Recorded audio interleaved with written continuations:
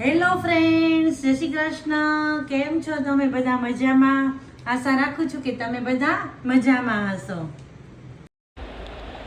હવે આજે બનાવવું છે કારેલાનું શાક. તો જો પહેલાં લોટ બાંધી લીધો હતો અને કારેલાની છે ને આપણે એકદમ છાલ તો ઉતારવાના જ નહીં. અમે નથી ઉતારતા, એટલે મેં આ રીતે ઘસી લીધું છે ચપ્પાથી અને છાલ મોટી મોટી ઉતારી લીધી છે. કારેલા બાફવા મૂકી દીધા છે અને સાથે એક નાનું એવું બટેટું બાફવા મૂકી દીધું છે. હવે કારેલા બટેટા બફાય ત્યાં સુધી સંભારાની તૈયારી કરી લઈ. તો મેં મૂળો સુધારી લીધો છે, મૂળાના પાન અને લાલ મરચું નાખી દીધું છે. એનો સંભારો કરવો છે. હવે આ ચણાના લોટવાળો પણ થાય, પણ મેં સિમ્પલ જ બનાવ્યો છે. સંભારો સુધારું છું ત્યાં મેં પછી બાજુમાં તેલ ગરમ મૂકી દીધું છે. 1 ચમચી તેલ મૂક્યું છે. એમાં રાઈ અને આપણે હળદર અને હિંગ મૂકીને વઘાર કરી લીધો છે. સ્વાદ પ્રમાણે મીઠું નાખી દીધું છે. હવે આમાં ડીશ ઢાંકી દીધી છે ને ઉપર પાણી મૂકી દીધું છે. હવે જો અહીંયા ડુંગળી બટેટું સુધારી લીધું છે ને ભાત ધોઈ નાખ્યા હતા. હવે મેં કર્યા છે એના ખારી ભાત.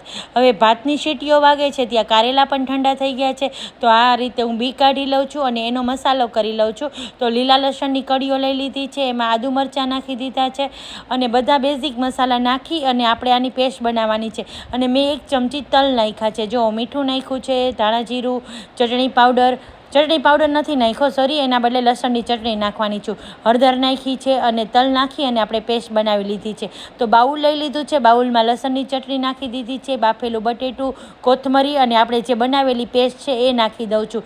આ રીતે કારેલાના શાકનો મસાલો બહુ જ સરસ બને છે. હું કારેલાના શાકમાં ક્યારેય ચણાનો લોટ નથી નાખતી, પણ આ રીતે જ મસાલો બનાવું છું. બહુ જ ટેસ્ટી શાક બને છે. હવે જો બધા કારેલા પણ વારાફરતી ભરાઈ ગયા છે અને તેલ ગરમ મૂકું છું. તેલમાં નાખી દીધી છે હિંગ અને આપણે જે મસાલાની પેસ્ટ બચી હતી એ પણ નાખી દઉં છું. તેલમાં સાતળી લઉં છું અને 1 ટમેટું નાખ્યું છે.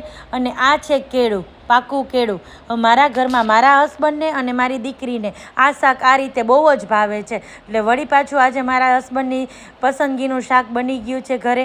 હવે જો કેળું નાખી દીધું છે, એ પણ તેલમાં સતળાઈ ગયું છે. ઉપરથી નાખી દીધા છે કારેલા. આ શાકમાં હું પાણી નથી નાખતી, પણ થોડું ચડિયાતું તેલ નાખું છું. હવે 2 મિનિટ ઢાંકણ ઢાંકી દેવાનું છે એટલે શાક તૈયાર. આ સાઈડ ફુલકા રોટલી ઉતરવા માંડી છે. ગરમ ગરમ ફુલકા રોટલીને કારેલાનું શાક બહુ જ જમવાની મજા આવે. હવે જો રોટલી પણ ઉતરી ગઈ છે. આપણે થાળી પીરસી લઈએ.